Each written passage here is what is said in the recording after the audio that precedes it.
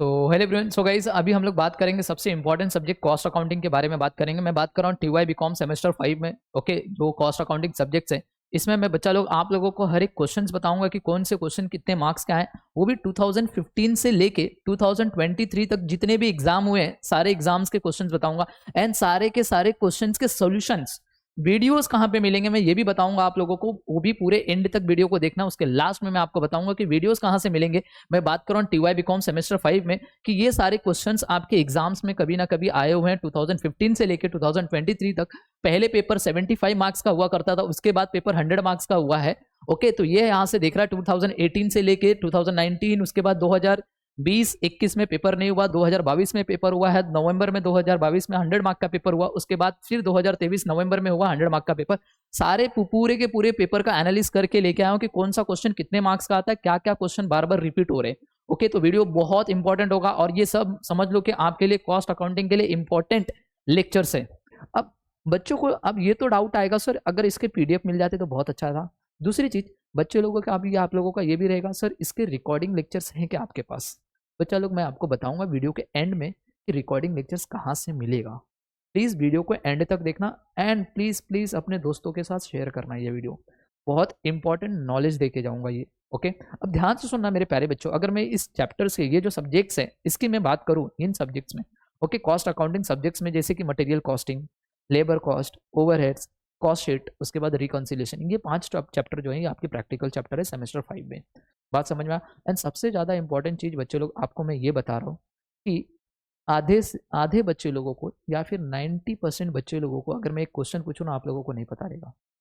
आपका कॉस्ट में सर आपका ये हो चैप्टर हो गया रहेगा, ये चैप्टर हो गया रहेगा, कॉलेज में ये चैप्टर हो गया रहेगा, रिकन्सिलेशन मतलब कॉस्ट शीट भी हो गया रहेगा। ऑलमोस्ट सब सारे कॉलेजेस में तो हो गए, मेरे यहाँ पे जो स्टूडेंट पढ़ते हैं ऑफलाइन में, तो उन लोग से मैं पूछता हूँ तो ऑलमोस्ट हो ही गया है, राइट। ओके, बट मैं आप लोगों से पूछना चाहता हूँ जो ये वीडियो देखना चाह रहे हैं, जो ये वीडियो देख रहे हैं, ओके, मैं जो ये वीडियो देख रहे हैं ना बच्चे लोग, मैं आप लोगों से एक क्वेश्चन पूछता हूँ। किसी को पता है कि कॉस्ट अकाउंटिंग लाया क्यों गया? अगर किसी को पता है तो प्लीज़ वीडियो में कमेंट करना। अगर ये वीडियो यूट्यूब पे जाएगा, क्यों लाया गया था? बहुत इंपॉर्टेंट चीज़ है बच्चा, बिकॉज हमें टीचर ने कभी नहीं बताया कि कॉस्ट अकाउंटिंग को एमर्ज क्यों किया गया था, राइट। मेरा सबसे पहला लेक्चर जो है उसी लेक्चर में मैंने बताया था कॉस्ट अकाउंटिंग लाया क्यों गया। बिकॉज कोई भी सब्जेक्ट्स अगर हम पढ़ते हैं तो उस सब्जेक्ट्स का एकदम डीपली नॉलेज होना बहुत ज़रूरी है कि ये सब्जेक्ट्स मेरे सिलेबस में क्यों हैं। आधे लोगों को नहीं पता है कि ये सब्जेक्ट्स मेरे सिलेबस में क्यों है, क्या फ़ायदा है इस सब्जेक्ट से, आधे लोगों को नहीं पता। तो क्या फ़ायदा है ऐसे सब्जेक्ट्स का पढ़ के? फिर आपको रटवा दिया जाता है, प्राइमरी डिस्ट्रीब्यूशन कर लो 20 नंबर के लिए आएगा, कॉस्ट शीट पढ़ लो 20 नंबर के लिए आएगा। अरे फीफो लीफो एकदम ईजी है भाई, ये 10-10 नंबर के लिए आते। अरे प्रैक्टिकल ईजी है, मैं भी बोल रहा हूँ प्रैक्टिकल क्वेश्चन तो आपके लिए ईजी है, मैं भी मानता हूँ, मगर ये प्रैक्टिकल क्वेश्चन आए कहाँ से? ओके, ये प्रैक्टिकल क्वेश्चन बने क्यों? किसी को पता है? नहीं पता है। पता है आपको यू क्यू सम करना इजी है, मगर यू क्यू होता क्या है? किसी को पता है? क्यों कंपनी यू क्यू कैलकुलेट करती है, ऑर्गेनाइजेशन क्यों कैलकुलेट करती है? अरे ये यू क्यू कौन से ऑर्गेनाइजेशन में अप्लीकेबल होता है, राइट। उसके बाद ये फीफो वेटेड है क्या? आपको पता है फीफो का सम मेरे को आता है, वेटेड का सम भी मेरे को आता है, अरे मगर फीफो वेटेड करते क्यों है? ये भी तो पता होना चाहिए, नहीं पता है, राइट। दूसरा, सर ये मटेरियल टर्नओवर रेशियो के सम बहुत ईजी लगते हैं सर, सम बहुत ईजी लगते हैं, फटाफट प्रैक्टिकल एकदम मस्त आता है, 10 नंबर मिल जाता है यहाँ पे। मगर किसी को पता मटेरियल टर्नओवर रेशियो होता क्या है? कौन सी ऑर्गेनाइजेशन करती है, क्यों करती है?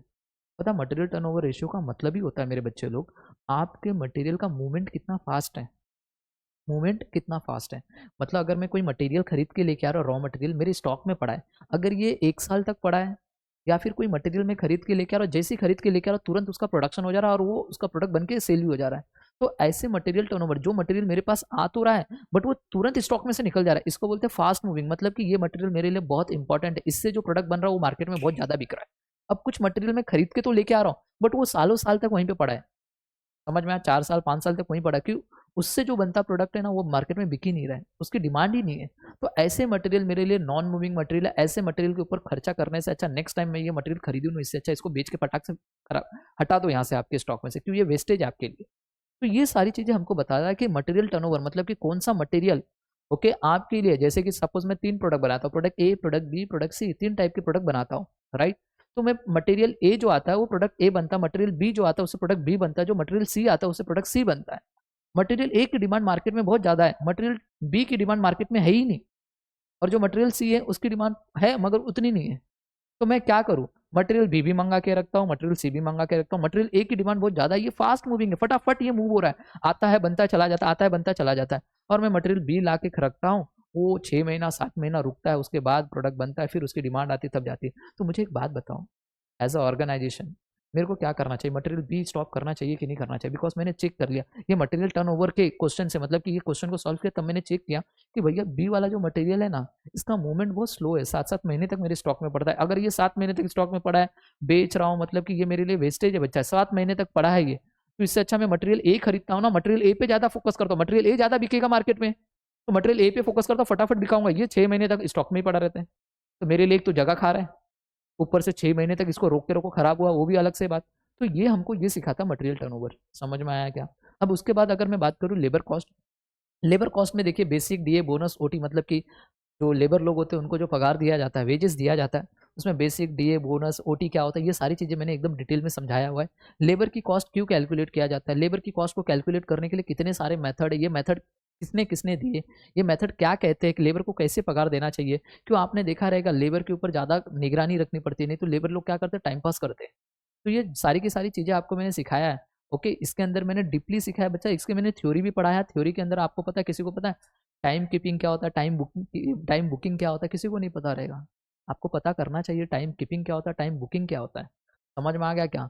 ओके, वेज रूल, वेज पे रूल क्या होता है, किसी को नहीं पता, ये भी पता होना चाहिए, बिकॉज आप टीवाई बीकॉम में आपको खाली प्रैक्टिकल नॉलेज नहीं, उसके साथ थ्योरी नॉलेज भी होना चाहिए, आगे चल के आप प्रोफेशनल कोर्स करने वाले। बिकॉज मैं आपको बता रहा हूँ, मैं सीएमए फाइनलिस्ट हूँ, मैंने सीएमए इंटर क्लियर किया है मेरे बच्चों, अगर मैंने सीएमए इंटर क्लियर किया और मैं सीएमए इंटर के बच्चों को भी पढ़ाता हूँ, समझ में आया?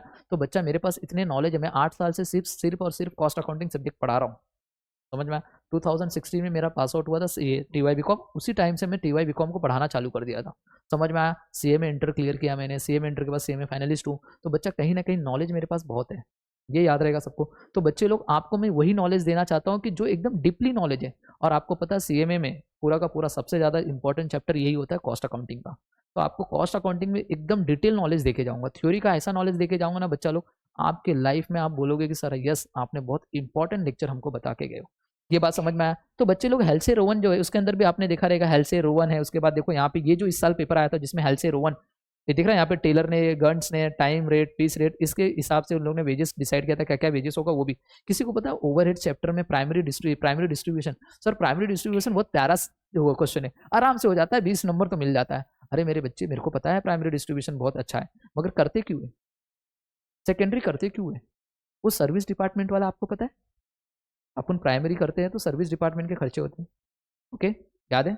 और जब भी हम प्राइमरी करते हैं तो उसके अंदर एक वेजेस आता है, पता है आपको, डायरेक्ट वेजेस, डायरेक्ट मटेरियल, तो आपको पता है वो प्रोडक्शन डिपार्टमेंट में क्यों नहीं लेते, अपन सर्विस में ही क्यों लेते, direct wages and direct material का अमाउंट? किसी को पता है? नहीं पता है? ये रीज़न कौन बताएगा आपको? पता होना चाहिए, ये रीज़न आपको पता होना चाहिए। आप मेरा सबसे पहला ओवरहेड्स का लेक्चर देखना, उसके अंदर मैंने बताया है, समझ में आया? उसके अंदर मैंने क्या किया, बताया है, बिकॉज आपको पता नहीं है, टीचर ने बताया नहीं, खाली बोल दिया है कि ये जो है प्राइमरी ओवरहेड्स में ये जो प्रोडक्शन ओवरहेड्स होता है, ओके, प्रोडक्शन ओवरहेड्स में जो डायरेक्ट वेजेस होता है ये डायरेक्ट एक्सपेंसेस होता है, ये इनडायरेक्ट ओवरहेड होता है, ये ऐसा ऐसा आपको बताया रहेगा, ओके। अब मेरे प्यारे बच्चों देखो, आपको नहीं पता ना इसके बारे में, आप पहला मेरा वीडियो देखना, आपको वहाँ पे समझ में आएगा बेसिक वाला लेक्चर, समझ में आया? बिकॉज ये रीजन जानने की कोशिश करो, टीचर आपको नहीं बताते, खाली ये बोल देते, प्रैक्टिकल क्वेश्चन करते सबसे पहला डायरेक्ट मटेरियल, डायरेक्ट वेजेस लिखने का, और सर्विस वाले में लिखने का, प्रोडक्शन वाले में नहीं लिखने का। अरे क्यों नहीं लिखने का, वो तो रीजन कौन बताएगा? ना आपने टीचर से पूछा, ना टीचर ने आपको बताया, बात सच है। प्लीज बच्चे पूछो ये चीज, ये रीजन आपका पूछने का काम है, आप नहीं पूछोगे टीचर नहीं बताएगा, टीचर के पास इतना टाइम नहीं है कि वो आपके डाउट को सॉल्व करे, समझ में आया? उसको भी काम रहता है, तो वो आप पूछोगे तब बताएगा वो, समझ में आया? तो दूसरी चीज, उसके बाद आपको पता है प्राइमरी डिस्ट्रीब्यूशन के बाद सेकेंडरी डिस्ट्रीब्यूशन होता है, सेकेंडरी डिस्ट्रीब्यूशन में सर्विस डिपार्टमेंट के सारे खर्चों को क्या करते हैं, जीरो करना पड़ता है। अब जो सर्विस डिपार्टमेंट होता है उसके लिए भी सेकेंडरी डिस्ट्रीब्यूशन बोलते हैं उसको करने के लिए, सेकेंडरी डिस्ट्रीब्यूशन के लिए अलग अलग मेथड है, आपको पता है, ओके। एक डायरेक्ट डिस्ट्रीब्यूशन मेथड है, एक रेसिप्रोकल मेथड है, रेसिप्रोकल मेथड के अंदर बच्चा लोग आपको साइमल्टेनियस इक्वेशन मेथड आता है, रिपीटेड डिस्ट्रीब्यूशन मेथड आता है, ये भी आपको पता है, ये भी एक मेथड है। एंड उसके बाद आप लोगों को एक क्वेश्चन और भी रहता है यहाँ पे, जिसको मैं बताया स्टेप लेडर मेथड, तो स्टेप लेडर मेथड भी है, ओके। तो ये सारे मेथड है जो सेकेंडरी डिस्ट्रीब्यूशन को कैलकुलेट करने, बट आप लोगों को इतना डीपली नहीं है, तो आप लोगों को जानने की कोशिश नहीं करना है। बट उसके बाद पता है ओवरहेड रेट निकालना पड़ता है, ओवरहेड रेट निकालने के बाद हम लोग क्या करते हैं, प्रोडक्ट के अंदर चार्ज करते हैं, वो ओवरहेड रेट के हिसाब से ओवरहेड का खर्चा, समझ में आया? तो ये सारे डीपली लेक्चर से, ये डीपली कब पता चलेगा, जब आप मेरे ओवरहेड्स के लेक्चर देखोगे। हाँ 50 मिनट का लेक्चर है बेसिक वाला, प्लीज आप वो देखो ताकि आपको ओवरहेड्स के बारे में डिटेल नॉलेज पता चल जाएगा। अब उसके बाद मेरे बच्चों लोग देखिए classification of cost, classification of cost and cost sheet. Okay देखिए कॉस्ट एंड कॉस्ट शीट ये भी बहुत इंपॉर्टेंट है, ये वाला चैप्टर भी। उसके बाद रिकंसिलेशन वाला, ये सारे चैप्टर बहुत इंपॉर्टेंट है। किसी को पता कॉस्ट शीट क्यों कैलकुलेट किया जाता है? आधे लोगों को नहीं पता। सर बात सम आता है, इजी इजी आता, पर्टिकुलर बनाना रहता, अमाउंट बनाना रहता, सीपीयू का कॉलम लिखना रहता, फटाफट हो जाता, बहुत अच्छा लगता है, 20 नंबर मिल जाता। अरे क्यों करते हो? रीजन आपको पता है, जब इंपॉर्टेंट लेक्चर्स पढ़ते हो, थ्योरी वाले लेक्चर्स अगर आप पढ़ते हो मेरे बच्चे लोग, थ्योरी वाले लेक्चर में पता है इंपॉर्टेंट ऑफ कॉस्ट अकाउंटिंग क्या होता है, ऑब्जेक्टिव ऑफ कॉस्ट अकाउंटिंग क्या है, लिमिटेशन ऑफ कॉस्ट अकाउंटिंग क्या है, राइट। आपको पता है कि कॉस्ट सेंटर क्या होता है, कॉस्ट यूनिट क्या होता है, कॉस्ट ऑब्जेक्ट क्या होता है, किसी को नहीं पता। बट प्लीज़ मेरे बच्चे लोग, मैं जब सीएमए इंटर पढ़ाता हूँ ना, वहाँ पे ये सारे के सारे क्वेश्चंस आपके एग्जाम में पूछे जाते हैं। और मैंने ये देखा है टीवाई बीकॉम के बेसिक वाले चैप्टर में है, बट कोई टीचर आपको पढ़ा नहीं रहा है। बिकॉज देखिए मैं दूसरे का नहीं बताऊंगा, बिकॉज मैं जब भी टीवाई बीकॉम में था, मैं सच बता रहा हूँ मेरे बच्चे, मुझे भी टीचर ने नहीं पढ़ाया था। बट हाँ यस, मेरे ऑफलाइन मेरे ऑनलाइन मैंने सारे बच्चों को, भले से ये आपके बुक में है तो पढ़ना है, आपको नॉलेज होना चाहिए। आपको मैं आधा नॉलेज देने वाला नहीं हूँ। अगर मैं चाहिए तो मैं आपको बता दूंगा बच्चे लोग प्रैक्टिकल एग्जाम में क्या क्या क्वेश्चन आने वाले, 20 मार्क्स से पढ़ के जाओ, 60 मार्क्स आ गया, 20 नंबर का ऑब्जेक्टिव बता दूंगा, 20 नंबर का थ्योरी बता दूंगा, क्या क्या आने वाला है। आराम से आप 100 आउट ऑफ 100 ला सकते हो। मगर नहीं, मेरे को चाहिए कि आपके पास नॉलेज भी होना चाहिए कि ये चैप्टर बोल क्या रहे, समझ में। अगर मैं बात करूँ मेरे बच्चों, देखिए यहाँ पे अगर मैं रिजल्ट की बात करूँ तो देखिए यहाँ पे ये 2023 का रिजल्ट है और ये 2022 का रिजल्ट है, दिख रहा है। अगर मैं बात करूँ, ये जो लड़की है निशा झा, ये फर्स्ट इन वेडेकर कॉलेज है, इनका सीजीपीआई अगर देखा जाए तो 9.95 है। ओके टीवाई बीकॉम में इनके मार्क्स देखिए कॉस्ट अकाउंटिंग में 96 है। बच्चा देखिए आपको तो 100 आउट ऑफ 100 बहुत मुश्किल से मिलता है, बिकॉज यहाँ पे थ्योरी के भी क्वेश्चन आ जाते हैं और आपके ऑब्जेक्टिव्स भी आते हैं। तो ये बच्चे के मेरे ख्याल से थ्योरी में एक एक मार्क्स कटे रहेंगे, जहाँ पे इनको 4 मार्क्स दिए रहेंगे, जिसकी वजह से 4 नंबर यहाँ पे कटे। बाकी प्रैक्टिकल एंड ऑब्जेक्टिव में तो 20 आउट ऑफ 20 था इनको। ओके अब देखिए ये 2023 सेम, अगर मैं बात करूँ टीवाई बीकॉम 2022 की बैच की बात करूँ तो दीपक पांडे करके ये बच्चा है, इसका 96% था। और ये है मेहता कॉलेज एरोली, ये वेडेकर कॉलेज थाने, और ये एरोली का, एरोली में मेहता कॉलेज है वहाँ का स्टूडेंट था। 96 इसको भी आया, 91 यहाँ पे रिमझिम पाल और निधि सिंह करके, इनको भी 91% था कॉस्ट अकाउंटिंग में। किसमें? कॉस्ट अकाउंटिंग में। तो बच्चे लोग अगर देखिए, अगर पढ़ाने की क्वालिटी कुछ है, देखिए बच्चों इनको भी तो मैंने यही पढ़ाया जो इंपॉर्टेंट है, राइट। इनको भी डीपली नॉलेज दिया, इनसे भी आप पूछ सकते हो। अब रही बात मेरे प्यारे बच्चों, अब ध्यान से सुनना, कुछ इंपॉर्टेंट चीज बताने जा रहा हूँ। वीडियोस कहाँ पे मिलेंगे आप लोगों को? इन लेक्चर्स के। सर ये सारे के सारे क्वेश्चन जितने भी है ना, इनके प्लस आपके ये जो तो मैंने आपको बताया मेरे बच्चों, ये तो रेगुलर वाले हैं ना। अक्टूबर में जो पेपर हुआ वो रेगुलर वाला पेपर है, बट जिनको केटी लग गया तो केटी का भी पेपर आता है, तो केटी के भी पेपर का सॉल्यूशन है वीडियोस में, समझ में आ गया। तो बच्चा ये प्लस केटी के वीडियोस का, तो ऐसे मिला के अगर मैं काउंट करूँ तो 1 2 3 4 5 6 7 पेपर ये है, मल्टीप्लाई बाय 2 करो 14, मतलब कि 12 to 14 पेपर के आपको पूरे के पूरे वीडियोस लेक्चर मिलेंगे, समझ में आ गया। तो भी एकदम डिटेल में। अब रही बात वीडियो लेक्चर्स आपको कहाँ पे मिलेंगे, तो मैं आपको ये भी बता दे रहा हूँ मेरे प्यारे बच्चों, आपको कुछ नहीं करना, विजनरी कॉमर्स एकेडमी का ऐप डाउनलोड करना है आपके प्ले स्टोर से। मोबाइल में सभी के पास प्ले स्टोर होता है, प्ले स्टोर में विजनरी कॉमर्स एकेडमी का ऐप डाउनलोड करो, आराम से आपको वहाँ पे मिल जाएगा, राइट। टीवाई बीकॉम सेमेस्टर 5 में कॉस्ट अकाउंटिंग का एक सब्जेक्ट मिलेगा। कॉस्ट अकाउंटिंग के सब्जेक्ट पे क्लिक करो तो और बहुत नॉमिनल फीस रखा है, आप लोग आराम से देख सकते हो लेक्चर्स भी। एंड दूसरी चीज़, जिन लोगों को लगता है कि सर आपका जो फीस है वो मेरे लिए एफोर्डेबल नहीं है, थोड़ा सा ये है वो, बच्चा इतना भी फीस नहीं रखा है मैंने, ताकि कि हर किसी के लिए ज़्यादा हो, समझ में आया। एफोर्डेबल है, आराम से आप देख सकते हो, घर बैठे बैठे आपको पूरा डिटेल नॉलेज दे रहा हूँ, जिसके अंदर पूरा 100 मार्क कवर करके दे रहा हूँ, ये भी सोचो। दूसरी चीज़, अगर जिन बच्चों को लगता है कि सर मुझे सिर्फ आपके थ्योरी के नोट्स चाहिए प्लस आपके ऑब्जेक्टिव के नोट्स चाहिए, तो बच्चा वो मैं आपको प्रोवाइड कर दूंगा, डोंट वरी, उसके नोट्स मैं आपको प्रोवाइड कर दूंगा, वो टोटली फ्री रहेगा, उसके लिए मुझे कोई चार्ज मत देना। मैं आपको एटलीस्ट 40 मार्क्स तक का जो भी है ऑब्जेक्टिव्स प्लस थ्योरी, ये मैं आपको प्रोवाइड कर दूंगा। एंड रही बात, कुछ चीज़ें आपके लिए, कुछ चैप्टर्स के कुछ वीडियोज़ मैं यूट्यूब पर डाल दूंगा, आप यूट्यूब पे विजनरी कॉमर्स एकेडमी के यूट्यूब पे देख सकते हो। दूसरी चीज़, अगर आप इन्फो एडलेस के चैनल पे जाओगे, इन्फो एडलेस वाले चैनल पे भी आपको दिख जाएंगे वीडियोस, वहाँ पे भी आएंगे, आप वहाँ पे भी देख सकते हो। तो आई होप आपको ये सारी चीज़ें समझ में आ गई रहेंगी। सो अच्छे से पढ़ाई कीजिए, बहुत जल्दी मैं कुछ लेक्चर्स लेके आने वाला, जिससे आपके लेबर कॉस्टिंग के ऊपर लेके आऊँगा या फिर कॉस्ट के ऊपर। बट हाँ याद रखना बच्चा, ये जो रिकन्सिलेशन वाला कॉस्ट है, रिकन्सिलेशन वाले पे कोई भी क्वेश्चन नहीं मैं अपडेट करूँगा, बिकॉज ये रिकन्सिलेशन, ये जो है ये मेरा सबसे बोलते हैं ना कोर टॉपिक है, कोर मतलब सबसे ज़्यादा इंपॉर्टेंट टॉपिक है। मैं ये यूट्यूब पे डालता ही नहीं कभी, बिकॉज आपके कॉलेज में देखा रहेगा टीचर आपको ऐसे ऐसे करवाते रहेंगे जिसकी वजह से 90% बच्चों के डाउट में ही रहते कि ये है क्या।